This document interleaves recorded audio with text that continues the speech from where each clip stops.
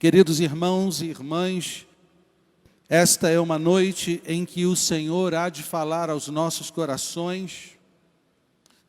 Eu quero ler alguns versículos com os irmãos. Esta mensagem tem por título Fidelidade em tempos de crise. E eu quero iniciar essa palavra trazendo uma palavra de muito respeito, porque nós estamos vivendo neste mundo uma situação muito crítica, de mortandade, de pestilência. E nós temos que nos consolidar com as famílias enlutadas, com aqueles que estão com os seus parentes hospitalizados, com aqueles que tiveram alguma perda, seja por causa do coronavírus, ou seja por qualquer outro motivo. Eu quero pedir aí o nosso querido irmão do teclado que possa jogar um fundo musical aí, amém? Aleluia! Mas todos nós estamos sujeitos às aflições que sobrevêm a este mundo. Muitos servos do Senhor também têm padecido e têm morrido por conta do coronavírus, e nós queremos estar aqui também nos consolidando com estes servos do Senhor, porque a Bíblia diz que o sol ele nasce sobre justos e injustos. Todas as coisas que acontecem nesta terra nós estamos sujeitos. Nós estamos sujeitos a mortandades, nós estamos sujeitos a aflições, a dificuldades. Mas é um momento em que nós temos que pensar não só na morte física. E como eu falei, eu não quero aqui, de maneira nenhuma, minimizar a dor daqueles que perderam alguém. Todos nós já perdemos alguém, seja pelo coronavírus ou por qualquer outro tipo de enfermidade ou causa morte. Mas eu tenho visto poucas pessoas falarem de algo tão importante, que é a morte espiritual.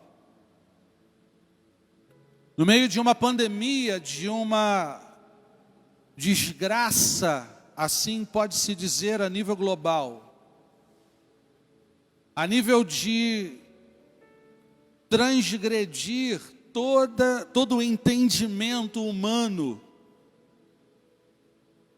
Cientistas estão baratinados, não sabem o que fazer, estão buscando a cura.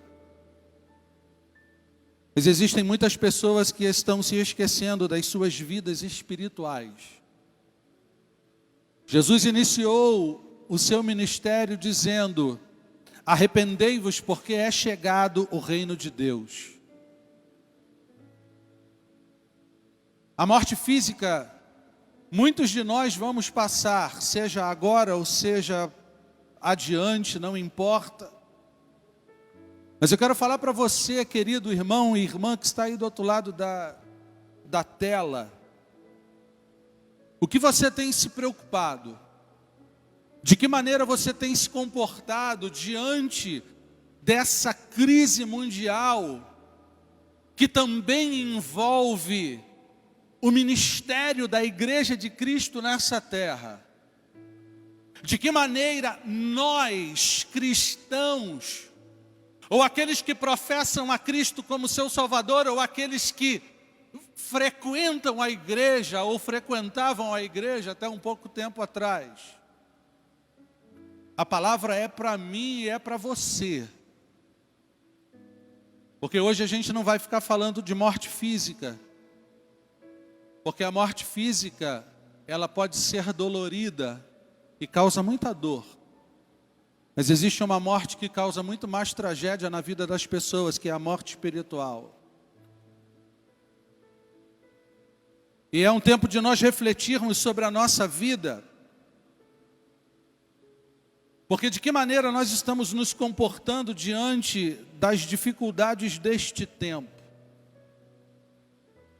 De que maneira você tem vivido a sua espiritualidade agora? Eu me lembro que na mensagem do pastor Bernardo, no dia 15 de março, aqui nesse lugar, um dia antes de ser decretado o fechamento das portas dos templos, o pastor Bernardo, em sua mensagem, ele falou assim: chegou o tempo em que a igreja vai precisar provar que é igreja de verdade. E nós não estamos falando, e o Bernardo, ele não falou a respeito de denominações, ele falou de nós, que somos igreja. Nós neste tempo é que estaremos tendo que provar, através da nossa fé, da nossa vida, se nós somos fiéis mesmos a Deus ou não, queridos. Porque tem muita gente olhando e contemplando tudo à sua volta e tem esquecido da sua espiritualidade, tem esquecido da sua fé, do seu compromisso com Deus. Bastou as portas do templo se fecharem para um monte de pessoas se dispersarem. E é muito interessante quando nós lemos alguns textos das Escrituras, e nós vamos fazer aqui uma analogia daquilo que Jesus representou para muitas pessoas antes dele morrer na cruz do Calvário, e o que ele representou para estas multidões após a sua morte, e a quem ele se revelou após a sua ressurreição. Em Mateus 8, capítulo 1, é bem interessante esse versículo. A Bíblia diz que quando Jesus desce do monte, uma grande multidão o seguiu. Uma grande multidão andava atrás do mestre, porque ele neste tempo estava operando grandes coisas. E nós vemos, querido, nós contemplamos até esse momento milhares de pessoas seguindo e correndo atrás da busca dos seus milagres, dos seus sonhos, das suas supostas promessas. Essa multidão que seguia Cristo também o seguia. Mas a grande multidão, querido, não foi fiel quando ele foi preso, açoitado e morto na cruz do Calvário. O versículo 2 do Evangelho de João diz: e grande multidão o seguia porque via os sinais que ele operava sobre os enfermos. As multidões sempre correram atrás de um Cristo que resolve os seus problemas, que cura as suas enfermidades, que dá carro novo, que abre porta de emprego, que ressuscita o morto, que resolve problema de casamento. Deus tem poder para isso? Claro que tem, Ele veio para isso também, irmãos.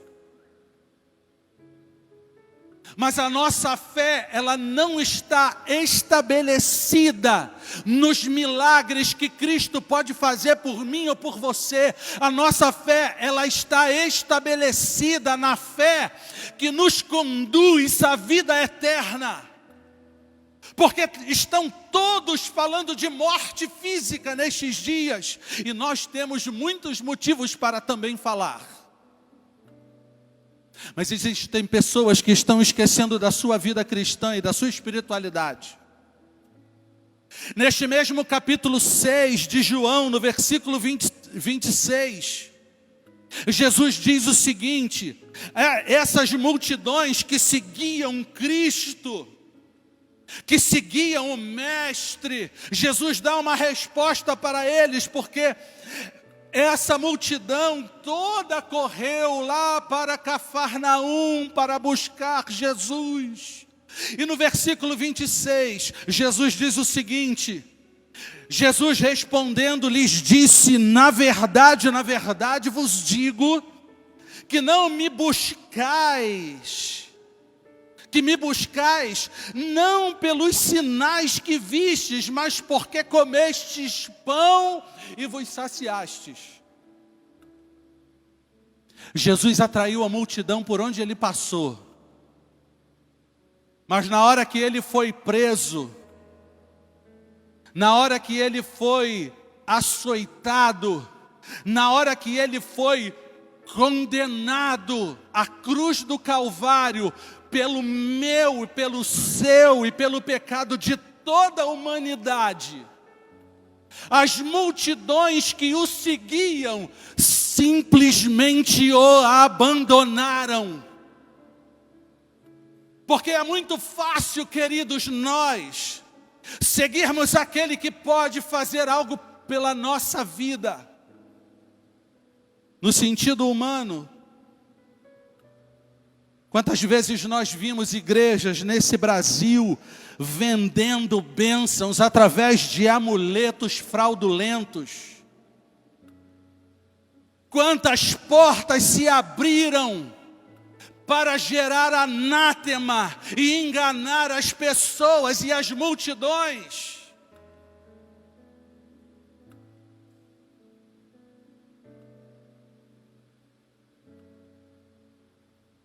Esse é um tempo muito difícil, em que Deus, na sua soberania, permite que as portas do templo tenham propósito com isso, queridos. Deus tem propósito com essas portas fechadas, e nós nos submetemos à vontade do Senhor, porque Ele é Rei, Ele é Senhor, Ele é Deus. Jesus Cristo, em cada gota de sangue que Ele derramou, naquele solo, na sua via crucis, cada gota de sangue representava a missão dele em perdoar os nossos pecados, em curar as nossas enfermidades emocionais, físicas e espirituais, porque Jesus não veio a esse mundo simplesmente para ressuscitar o morto, porque Lázaro foi ressuscitado, mas ele provou de novo a morte. Jesus tem poder para curar. Jesus tem poder para repreender essa pandemia. Mas nós não somos levianos e tolos para não reconhecer, querido irmão e irmã, que Deus está falando conosco, comigo e com você, para nos provar, porque nós somos a igreja de Cristo. Como está a sua vida hoje, querido irmão e querida irmã? Em Atos, capítulo 1, versículo 12 até o 15, a Bíblia diz assim: então voltaram para Jerusalém, do monte chamado das Oliveiras. Isso foi após a ascensão de Cristo aos céus, já ressuscitado, o qual está perto de Jerusalém, à distância do caminho de um sábado. E entrando, subiram ao cenáculo onde habitavam Pedro, Tiago, João, André, Filipe, Tomé, Bartolomeu, Mateus, Tiago, filho de Alfeu, Simão o zelador e Judas, irmão de Tiago.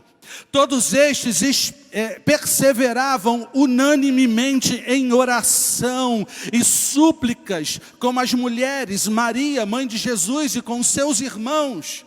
E naqueles dias, levantando-se Pedro no meio dos discípulos, ora, o número daqueles que estavam no cenáculo era de quase 120 pessoas. 120 pessoas. O Cristo que impactava a multidão quando fazia os seus milagres, agora tem somente 120 pessoas buscando a Deus, porque as multidões que olhavam só para o milagre de Cristo e não se preocupavam com a sua espiritualidade, o abandonaram. largaram o Mestre, porque a visão do Cristo crucificado não é uma visão daquele que tem poder para resolver os meus problemas. Porque Jesus, Ele veio a este mundo para nos salvar e perdoar os nossos pecados. Eu vi um montão de gente falando de avivamento. Não, avivamento. Oh meu Deus, Deus vai fazer isso na igreja, vai fazer sim, queridos, mas quando Deus derramou o seu Espírito, inaugurando a sua igreja, não tinha uma multidão, porque a multidão os abandonou. O avivamento, irmão, é para aqueles que creem e esperam na misericórdia do Altíssimo. Porque neste lugar, no cenáculo, e logo depois em Atos 2, o Espírito é derramado sobre eles, tinham quase 120 pessoas.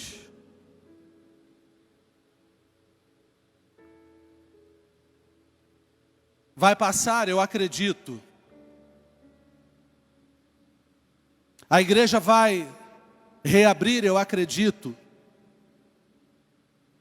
Eu oro por isso. Essa igreja ora ininterruptamente por isso. Todos os dias. Mas o avivamento é para quem está consagrado a Deus. Porque Jesus só derramou o Espírito Santo dele inicialmente sobre 120 pessoas que guardaram a fé e permaneceram na presença dele. Porque as multidões que estavam em torno dos 120 chamaram eles de bêbados, de tolos, de embriagados. Mas tiveram que testificar, como diz o versículo 11 de Atos 2, que ouviam em suas próprias línguas as grandezas de Deus. Não se surpreenda, irmão querido, você que está aí do outro lado da tela. Se Deus está me provando, está provando esse templo, essa igreja, Ele está provando você também. Ele está provando o espírito do homem. Ele está provando a igreja. Ele está revelando e fazendo distinção de quem é verdadeiramente espiritual e de quem só tem a aparência de espiritual. Hoje, querido, não tem mais oba-oba, não. Falsa espiritualidade hoje não vinga mais. Supostas palavrinhas de revelação e profecia não vinga mais, porque hoje é tempo de Deus provar a nossa fé, se estamos ou não estamos, se somos honrados ou se não somos honrados, se temos Jesus ou não temos. Deus está chacoalhando a igreja. Deus não vai derramar o avivamento que Ele tem prometido para a sua igreja sobre os infiéis, sobre aqueles que não guardam a santidade, querido. Não vai acontecer sobre os que não creem. Deus irá julgar e está julgando toda a soberba e toda a vaidade do coração do homem. A nossa fé está sendo provada e só os fiéis serão alcançados. E você aí, querido, você tem agora a oportunidade de se arrepender dos seus pecados e ser renovado pela fé em Cristo Jesus, para quando Ele derramar a sua glória sobre a sua igreja, você e eu não fiquemos de fora, porque muitos ficaram de fora. Jesus, ao multiplicar pão e peixe, a Bíblia diz que eram quase 5.000 homens, fora mulheres e crianças. Imagina a multidão que seguia Cristo, milhares, milhares, milhares de pessoas, como hoje, milhares, milhares, milhares, milhares de pessoas dizem que seguem a Cristo. Mas chegou o tempo de você, querido, provar para você mesmo e para Deus se você tem fidelidade a Ele ou não. Não é para mim que você tem que provar nada. Não é para a pessoa que está do teu lado que você tem que provar alguma coisa. Não é para a igreja que você tem que provar nada, queridos. Tem muita gente querendo se justificar diante dos homens, mas o Senhor, Ele conhece e sonda os corações. E Ele sabe o que se passa aí na tua alma e nos nossos corações. As multidões seguiam a Jesus, mas no momento que Ele morre, as multidões se dispersam. Mas quando Ele ressuscita, Ele só aparece para os que criam nele. Cadê aquela multidão que seguia Cristo? Se toda aquela multidão que seguia Jesus acreditasse nele, Jesus, ao ressuscitar, se revelaria a eles também. Mas a Bíblia diz que no cenáculo tinham pouco menos de 120 pessoas aproximadamente. Onde estavam as multidões, queridos, que corriam atrás das suas bênçãos? Aonde estavam as multidões que comeram pão e peixe quando Ele os multiplicou? Aonde estavam as multidões que viam Jesus curar os enfermos, expulsar os demônios? Aonde estavam as multidões quando Ele ressuscita em glória? Se dispersaram. E um pequeno grupo, junto com os discípulos, de 120 pessoas ao todo, que realmente acreditavam nele, receberam a graça e a glória. Enquanto a multidão que o seguia, havia abandonado, só os que criam nele estavam juntos no cenáculo, orando e aguardando a promessa do derramar do Espírito. Muita gente falando em nome de Deus por aí, mas somente os que creem em seu nome alcançarão a redenção espiritual. Nós estamos falando de vida espiritual, queridos. Nós não podemos só olhar as coisas pelo olhar humano. Ou temos fé ou não temos. Não existe meia fé. Não existe crer pela metade. Ou nós cremos ou não cremos. Não existe mais ou menos fidelidade, ou nós somos fiéis ou não somos. Não existe meia honra ou meia lealdade, ou nós somos leais ao Senhor, ou não somos leais ao Senhor, ou nós honramos ao Senhor, ou nós não honramos ao Senhor. Não existe tempo para meio termo. Não existe mais espaço para vivermos um evangelho medíocre, que só pensa na terra, que só fala de bênçãos humanas, que só se interessa nos seus próprios umbigos, que só olham para Deus para satisfazerem as suas próprias necessidades, que só buscam a Deus egoisticamente para alcançar algo da parte dele, não são capazes de oferecer a ele honra, glória, de permanecer de pé no momento de dificuldade como nós estamos enfrentando hoje. O mundo está um caos. A porta do templo está fechada e um monte de crente abrindo mão da palavra, se dispersando, se esquecendo da sua espiritualidade.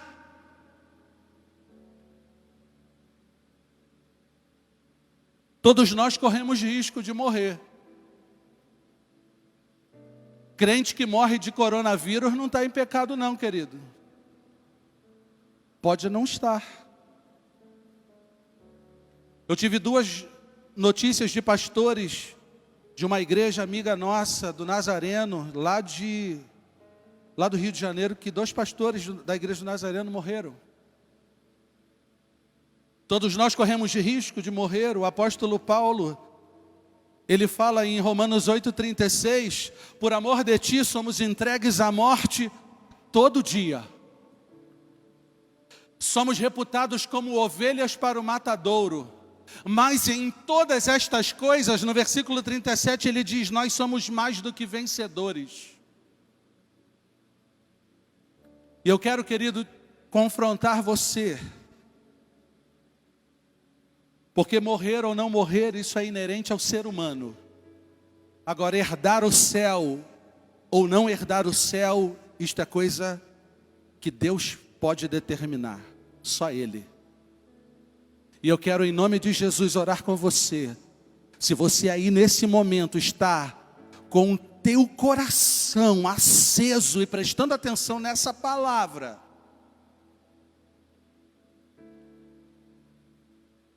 morrer neste físico pode não significar muita coisa. Em Filipenses 1:21, o apóstolo Paulo diz o seguinte, porque para mim o viver é Cristo e morrer é ganho.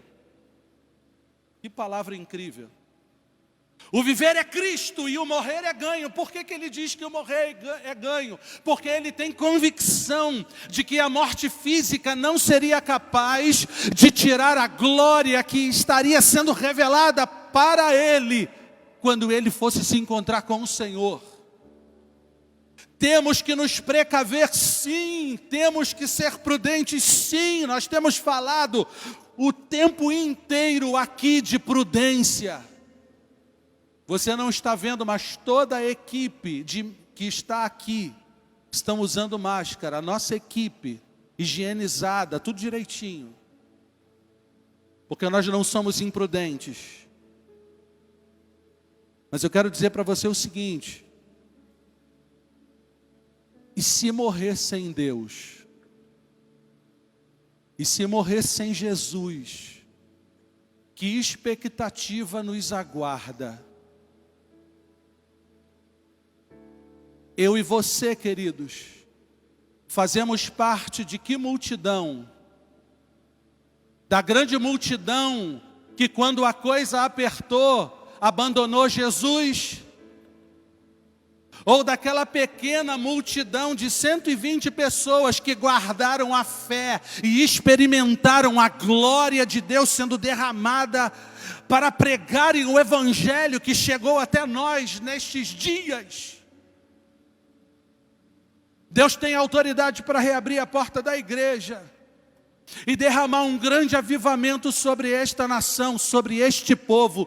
Mas só os fiéis, os que se santificarem na verdade, alcançarão o favor do Senhor. Não se iluda. E a mensagem de hoje, queridos, não é para te trazer nenhum tipo de tristeza. Pelo contrário, é para você refletir sobre a vida que você está vivendo. Risco de morte nós corremos todo dia. Agora, e se morrermos sem Cristo, eu quero te dar a oportunidade de nesta hora, em nome de Jesus, você ao refletir sobre esta palavra dizer: eu preciso me reencontrar com Deus. Eu não quero fazer parte da multidão que abandonou Jesus. Eu quero fazer parte da multidão que quando Jesus vier manifestar a sua glória sobre a igreja, eu esteja ali, fiel a Ele, orando, clamando e honrando o nome dEle, obedecendo a sua palavra. Eu quero, quando Deus me chamar, estar com Ele em glória.